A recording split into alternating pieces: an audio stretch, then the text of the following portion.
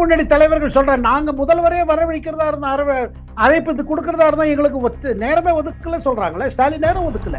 அப்படி என்னங்க இந்துக்களோட இதுல கலந்துட்டா பிரச்சனை ஆயிடும்? அப்படி ஏன் பயப்படுறாங்க? எந்த ஓட்டு வங்கி கண்டு பயப்படுறாங்க? இது இப்ப ரகுபதி அமைச்சர் சொல்றதெல்லாம் பார்த்து என்ன தெரியும்னா, அவங்க திங்கிங்க மாத்திக்கல. இதனால டிஎம்கேக்கு டேமேஜ் அதிகமா போகுது. இந்த பக்தர்களை என்ன பாவம் செய்தாங்க? முருகன் மாநாடுக்கு வந்து தவறா? இதே ஒரு டிஎம்கே மாநாடு, ஏன் இப்ப ஆக்டர் விஜய் மாநாடு வச்சா கூட அதுக்கு தடங்கல் பண்றாங்க. எத்தனை பாதகம் செய்ய முடியுமோ அது பாதகம் செய்யறாங்க. இதெல்லாம் பாதகம் செய்யறதுனால என்ன தெரியுதுன்னா, எங்கேயோ ஒரு இடத்துல திமுக தலைமை பயந்து போன மாதிரி இருக்கு. இந்துக்களுக்கு என்ன பாருங்க, தமிழ்நாட்டுல பல கோவில்கள் இருக்கு. 1000 வருஷத்துக்கு மேல இருக்குது. எத்தனை 1000 வருஷம்? ஒரு கோயில பாத்தீங்கன்னா 10-15,000 குறைஞ்சு கிடையாது. அவ்வளவு ஆன்மீகம் நிறைந்த நாடு தமிழ்நாடு.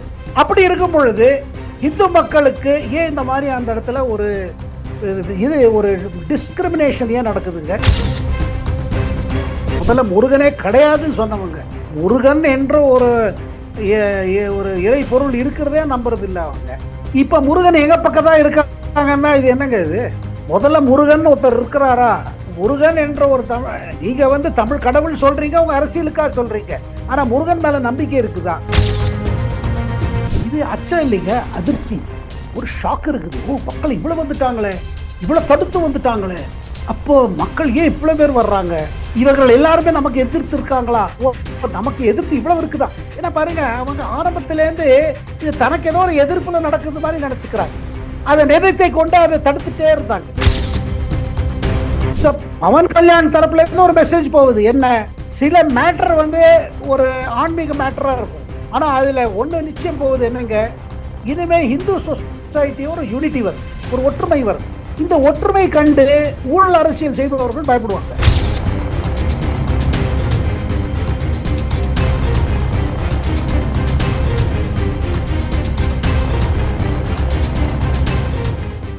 ரியல் ஒன் உறவுகள், நண்பர்கள் அனைவருக்கும் வணக்கம். முக்கியமான தகவல்கள், செய்திகளை பகிர்ந்து கொள்ள நம்மோடு இணைந்திருப்பவர் மூத்த பத்திரிகையாளர் டெல்லி சேகர் ஐயர் அவர்கள். வணக்கம் சார். வணக்கம் சிவா சார். வணக்கம்.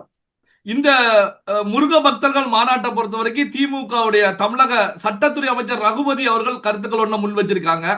அதாவது திராவிடத்திற்கு எதிரான ஒரு மாநாட்டுல அதிமுக எம்எல்ஏக்கள், முன்னாள் அமைச்சர்கள் கலந்துகிட்டது வெட்கக்கேடானது அப்படிங்கிற கருத்துக்களை முன் வச்சிருக்காங்க. இதை எப்படி சார் பாக்குறீங்க?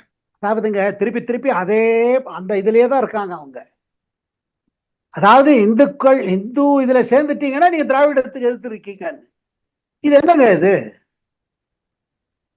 அதாவது நீங்க பாருங்க, சர்ச்சு தரப்புல இருந்து பல மாநாடுகள் நடக்குது. என்ன கேட்டீங்கன்னா, ஜாதி அளவுல கூட கிறிஸ்துவ இதெல்லாம் நடக்குது. வன்னியர் கிறிஸ்தவர்கள் மாநாடு, தலித் கிறிஸ்டியன் மாநாடு, அதெல்லாம் நடக்குது. எங்க அரசியல் வெளிப்படையாக பேசப்படுகிறது. அதுல சில இடங்கள்ல அமைச்சர்கள் கலந்துக்கிறாங்க. ஏன்னா தேர்தல் வருது. இதான் மத சார்பற்ற அரசியல் அங்க நடக்குது. இந்த இடத்துல இப்ப இந்து முன்னணி தலைவர்கள் சொல்றேன், நாங்க முதல்வரே வரவழைக்கிறதா இருந்தா அழைப்பு கொடுக்கறதா இருந்தா எங்களுக்கு நேரமே ஒதுக்கல சொல்றாங்களே. ஸ்டாலின் நேரம் ஒதுக்கல. அப்படி என்னங்க இந்துக்களோட இதுல கலந்துட்டா பிரச்சனை ஆயிடும்? அப்படி ஏன் பயப்படுறாங்க? எந்த ஓட்டு வங்கி கண்டு பயப்படுறாங்க? இது இப்ப ரகுபதி அமைச்சர் சொல்றதெல்லாம் பார்த்து என்ன தெரியும்னா, அவங்க திங்கிங்க மாத்திக்கல. இதனால டிஎம்கேக்கு டேமேஜ் அதிகமா போகுது. அப்புறம் இதுவுமே நீங்க ஒண்ணு சிவா சார், எதை நீங்க சப்ரஸ் பண்ணுவீங்க பாத்தீங்களா? நீங்க சப்ரஸ் பண்ணிட்டே போத்தீங்கன்னா அதுதான் ஜாஸ்தி எழும்பும். அந்த மாதிரிதான் இப்ப இந்த முருகன் மாநாடு. அரசு தரப்புல இருந்து பாருங்க, இந்து முன்னணி தலைவர்கள் கோர்ட்லயே சுத்திட்டு இருந்தாங்க.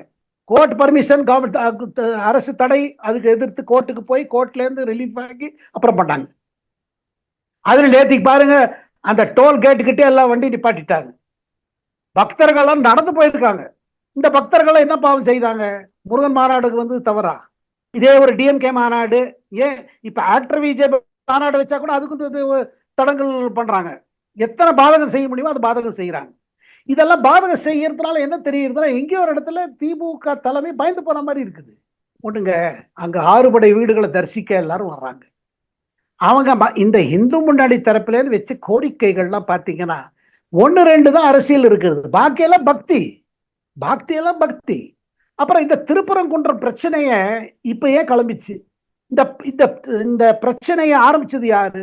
இது பின்னணியில் யாரு? எந்த ஓட்டு வங்கிக்காக இது செய்யப்பட்டிருக்கு?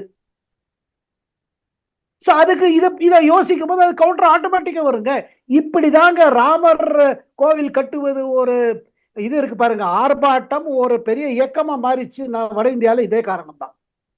அது அமுக்கி அமுக்கி அமுக்கி இல்ல இல்ல ஒண்ணுமே இல்ல, ராமரே பிறக்கல, ராமரே ஒண்ணும் கிடையாது, அயோத்தியால ஒண்ணுமே ஆகல, இப்படி சொல்லி சொல்லி அது வளர்ந்துருச்சு. இதே மாதிரிதான் இப்ப தமிழ்நாட்டுல பாருங்க, இந்துக்களுக்கு என்ன பாருங்க, தமிழ்நாட்டுல பல கோவில்கள் இருக்கு, 1000 வருஷத்துக்கு மேல இருக்குது. எத்தனை 1000 வருஷம்? ஒரு கோயில பாத்தீங்கன்னா 10-15,000 குறைஞ்சு கிடையாது. அவ்வளவு அதாவது அவ்வளவு ஆன்மீகம் நிறைந்த நாடு தமிழ்நாடு. அப்படி இருக்கும் பொழுது இந்து மக்களுக்கு ஏன் இந்த மாதிரி அந்த இடத்துல ஒரு இது ஒரு டிஸ்கிரிமினேஷன் ஏன் நடக்குதுங்க? அதை விடுங்க, நேத்திக்கு பாருங்க எல்லாரும் சொன்னது என்னன்னா, கோவில்ல சாமி தரிசனத்துக்கு பணம் கட்ட வேண்டும். இல்லைன்னா நீங்க சாமி தரிசனம் பண்ண முடியாது. ஏழை மக்கள் சாமி தரிசனத்துக்கு கூட பணம் கட்டணுமா?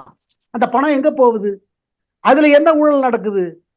டாஸ்மாக்ல இருந்து கோவில் வரல எதையுமே விடாத ஒரு சூழ்நிலை இருக்குது. அது என்ன மாதிரி அரசியல்? அந்த மாதிரி அரசியல் திருப்பி திருப்பி இருக்கணுமா, இல்ல அதை எதிர்த்து போராட்டம் பண்ணணுமா?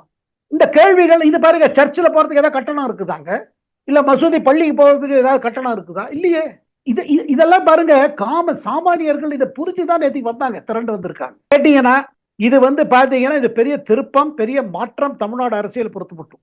சார், இப்போ திமுக அமைச்சர்கள் இதற்கு எதிர்வினை ஆற்றக்கூடிய கருத்துக்களை எடுத்துக்கிட்டீங்க அப்படின்னா, இப்போ அமைச்சர் சேகர் பாபு அவர்களை பொறுத்த வரைக்கும் எது ஆன்மீகம் எது அரசியல் அப்படிங்கிறத முருகன் பார்த்துக்கிட்டு இருக்காரு. முருகனுக்கு நாங்க எங்களுடைய ஆட்சி காலத்துல செய்த திட்டங்கள் அப்படின்னு சொல்லி அதை பட்டியலிட்டு இருக்காங்க. முருகன் எங்கள் பக்கம் தான் இருக்கிறார் அப்படிங்கிற தொனியில கருத்துக்களை முன் வச்சிருக்காங்க. திமுக அமைச்சர்களுடைய கருத்துக்களை பொறுத்த வரைக்கும் முருகன் எங்க பக்கம் தான் இருக்காங்க, உங்க பக்கம் இல்லை அப்படிங்கிற ஒரு நிலையில கருத்துக்களை முன் வைக்கிறாங்க. இதை எப்படி சார் பார்ப்பது? இல்லைங்க, முதல்ல முருகனே கிடையாதுன்னு சொன்னவங்க, முருகன் என்ற ஒரு ஒரு இறை பொருள் இருக்கிறதே நம்புறது இல்லை அவங்க. இப்ப முருகன் எங்க பக்கம் தான் இருக்காங்கன்னா இது என்னங்க? இது முதல்ல முருகன் ஒருத்தர் இருக்கிறாரா? முருகன் என்ற ஒரு நீங்க தமிழ் கடவுள் சொல்றீங்க, உங்க அரசியலுக்காக சொல்றீங்க. ஆனா முருகன் மேல நம்பிக்கை இருக்குதா? நான் சேகர் பாபுக்கு தனிப்பட்ட முறையில் இருக்கலாம், நான் இல்லைன்னு சொல்லல. ஆனா அந்த கட்சிக்கோ அந்த கட்சி தலைமைக்கோ அந்த கட்சி பின்னாடி செயல்பட்டு இருக்க திராவிட கழக தொண்டர்களுக்கோ தெய்வ பக்தி இருக்குதா? தெய்வ பக்தி இருக்கணும் அவசியம் நான் சொல்லல. தெய்வ பக்தி இருக்கலாம், இல்லாம இருக்கலாம். ஆனா தெய்வ பக்தி உள்ளவர்களை மட்டத்தட்டமா பேசுவது, தெய்வத்தை உள்ளவர்களை கண்டனம் செய்வது, அது குறிப்பிட்ட இந்து மதத்தை இதுவரை நீங்க சொல்லிங்க. நம்ம உதயநிதி ஸ்டாலின் பேச்சுக்கு இப்ப அவர் மௌனம் ஆயிட்டாரு, ஏன்னா அதுல அரசியல் விளைவு டேஞ்சரஸா போகுதுன்னு. இதுக்கு முதல்ல ஆரம்பம் கொடுத்தது யாரு? இந்துக்களுக்கு எதிர்த்து பேசுவது, இந்து மதத்தை எதிர்த்து பேசுவது, இந்துக்களோட நம்பிக்கையை எதிர்த்து கேவலமாப்படுத்தி பேசுவது, இதெல்லாம் ஆரம்பிச்சது யாருங்க? இப்ப முருகன் உங்க பக்கம் இருக்காங்கன்னா பாருங்க, முருகன் யார் பக்கம் இருக்காதுங்க? பக்தி. ஆனா ஒண்ணுங்க, யாரோட பக்தி நம்ம கிண்டல் செய்யக்கூடாது. பாருங்க, எந்த தெய்வத்தை வேண்டினாலும் சரி, அது இயேசுநாதரா இருக்கட்டும் இல்ல அல்லாவா இருக்கட்டும், யாரோட பக்தியும் நம்ம யாரும் கேள்வி இது பண்ணக்கூடாது. நீங்க அதை கேலி பண்ணிட்டு அதை கிண்டல் அடிச்சுட்டு இப்ப முருகன் எங்க பக்கம் இருக்காங்க, அப்ப எங்க ஒரு இடத்துல முருகனை கண்டு நீங்களும் பயப்படுறீங்க. அப்ப பயப்பட வேண்டிய ஒரு நிலைமை வந்துருச்சு. அது காரணம் வேற ஒண்ணும் இல்லைங்க, எங்க பார்த்தாலும் ஊழலுங்க. அந்த ஊழல்னால மக்களுக்கு ஒரு இது வந்துருச்சு. என்னது இவ்வளவு ஊழல்? என்ன இது? சாமி கும்பிடுறது கூட கோவில்ல இவ்வளவு பணம் வாங்குறாங்க, புடுங்குறாங்க. அந்த மாதிரி இந்த நிலைமை பாருங்க. இதை எப்படி நிறுத்த போறாங்க? எப்படி மாத்த போறாங்க? பக்தர்களுக்காக வசதி எவ்வளவு செஞ்சு கொடுத்துருக்காங்க எல்லாம். அப்புறம் எத்தனையோ கோவில் இருக்குதுங்க சிவா சார் தமிழ்நாட்டுல. அதெல்லாம் ரொம்ப ரொம்ப பழைய கோவில்களுங்க. அங்க விளக்கு ஏத்துறதுக்கு கூட வசதி இல்லாம இருக்குது, நித்திய பூஜை செய்யறதுக்கு கூட வசதி இல்லாம இருக்குது. சரி, இப்போ நாளுக்கு நாள் ஏற்படக்கூடிய இந்த எழுச்சி, இந்து மக்கள் மத்தியில் ஏற்படக்கூடிய எழுச்சி, இப்போ முருக பக்தர்கள் மாநாடு, பல லட்சக்கணக்கான பக்தர்கள் திரண்ட நிகழ்வு, இது போன்றவைதான் இப்போ திமுக போன்ற கட்சிக்கு ஒரு அச்சத்தை உருவாக்கி இப்ப முருகன் எங்க பக்கம் இருக்காரு அப்படிங்கிற நிலையில பேச வைத்திருக்கிறதா சார்? இது அச்சம் இல்லைங்க, அதிர்ச்சி, ஒரு ஷாக் இருக்குது. ஓ, மக்கள் இவ்வளவு வந்துட்டாங்களே, இவ்வளவு தடுத்து வந்துட்டாங்களே, அப்போ மக்கள் ஏன் இவ்வளவு பேர் வர்றாங்க? இவர்கள் எல்லாருமே நமக்கு எதிர்த்து இருக்காங்களா? ஓ, நமக்கு எதிர்த்து இவ்வளவு இருக்குதா? ஏன்னா பாருங்க, அவங்க ஆரம்பத்திலேருந்து இது தனக்கு ஏதோ ஒரு எதிர்ப்புல நடக்குது மாதிரி நினைச்சுக்கிறாங்க. அதை நினைத்தை கொண்டு அதை தடுத்துட்டே இருந்தாங்க. இதை தடுக்காம இங்க பாருங்க, ஒன்றும் ஹெல்ப் பண்ணலைன்னா இது இவங்களை எத்தனை எத்தனை ஹாரஸ்மெண்ட் ஆயிருக்கு சொல்லுங்க. நேத்திக்கு அந்த கூட்டத்தில் எங்கேயாவது ஒரு இடத்துல கூட ஒரு காவல்காரர் தென்படலை எனக்கு. அப்ப தானே மக்கள் வராங்க, மனசுல பக்தி இருக்குது, சில விஷயங்கள் அவன் மனசை புண்படுத்துறது, அதெல்லாம் அதை வெளிப்படைவதற்கு மட்டும்தான் நேத்திக்கு நடந்திருக்கு அந்த கூட்டம். இதுல பாருங்க, இந்து முன்னணியோ இல்ல நீங்க RSS பாத்தீங்கன்னா முதல்ல இருந்து சொல்வது என்னன்னா, இந்தியா வளர வேண்டும் என்றால் இந்து சமுதாயம் ஒன்றாகணும். இந்து சமுதாயத்துக்குள்ள ஜாதியினால இதனால இந்து சொசைட்டி பின்னாடி இருக்குது. இந்த இந்து சொசைட்டி பின்னாடி இருக்கிறதுனால என்ன பாத்தீங்கன்னா அதோட அரசியல் அந்த மாதிரி ஆகுது. அரசியல்ல ஒழுக்கம் வரணும்னா நீங்க ஆன்மீக அரசியல் வந்தாகணும். அந்த ஆன்மீக அரசியல் தரப்புலதான் இது டைரக்ஷன் காமிக்குது.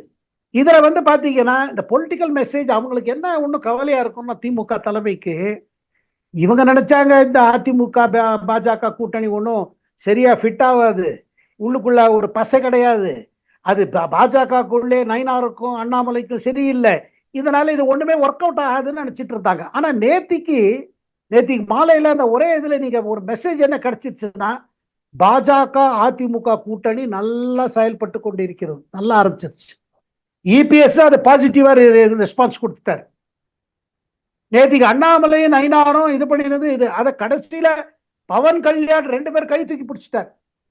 அண்ணாமலை கை ஒரு பக்கம் கை பிடிச்சாரு, இன்னொரு பக்கம் நயினாரோட கை பிடிச்சிட்டார். பவன் கல்யாண் தரப்புல இருந்து ஒரு மெசேஜ் போகுது என்ன, சில மேட்டர் ஒரு ஆன்மீக மேட்டரா இருக்கும், ஆனா அதுல ஒண்ணு நிச்சயம் போகுது என்னங்க, இனிமே இந்து சொசைட்டி ஒரு யூனிட்டி வருது, ஒரு ஒற்றுமை வருது. இந்த ஒற்றுமை கண்டு ஊழல் அரசியல் செய்பவர்கள் பயப்படுவாங்க. ஏன்னா மக்களை ஜாதி ஜாதி எதிர்த்து நிற்க வைக்கிறது, இந்த மதத்தை அந்த மதத்தை எதிர்த்து வைக்கிறது, இல்ல நாங்க இல்லைன்னா சிறுபான்மையினரை பயமுடுத்துறது, நாங்க இல்லைன்னா பிஜேபி வந்துருவாங்க, பூச்சாண்டி காமிப்பது, இதெல்லாம் இனிமேல் நின்று போயிடும். இந்த அரசியல் ஓடாது. இப்படிதாங்க வட இந்தியாவில் ஒரு காலகட்டத்தில் பிஜேபி எதிர்த்து இந்து எதிர்த்து இந்த மாதிரியே ஓடிட்டு இருந்தது. கரெக்டா இதான் செக்குலரிசம், இதான் மதசார்பற்ற அரசியல் சொல்லிட்டு இருந்தாங்க. இன்னைக்கு பாருங்க, எல்லா இடத்துலயும் பிஜேபி வளர்ந்த காரணம் இதுதான். இந்துக்களுக்கு கிடைக்க வேண்டிய மரியாதை கிடைக்கல, அதனால்தான் இப்படி ஆச்சு. அயோத்தியாவில் ராமர் கோயில் கட்டின பிறகு கூட அதை எப்படி பேசுறாங்க அந்த கோவிலை பத்தி காங்கிரஸ் தலைவர்கள், ராகுல் காந்தி உள்பட. இதை மக்கள் இனிமே பொறுத்து பார்க்க மாட்டாங்க. இது மாதிரி நீங்க சொல்லிட்டே போக முடியாது. அதுதான் மெசேஜ் மதுரையில இருந்து. You have to respect Hindu sentiments. நீங்க அதுக்கு இது கொடுக்கணும். நீங்க அதை அவமரியாதையா பேச முடியாது, கிண்டல் அடிக்க முடியாது. பல்வேறு முக்கியமான தகவல்கள், செய்திகளை நம்முடைய உறவுகளுடன் பகிர்ந்து கொண்டதற்கு ரொம்ப நன்றி சார். வணக்கம் சிவா சார், வணக்கம்.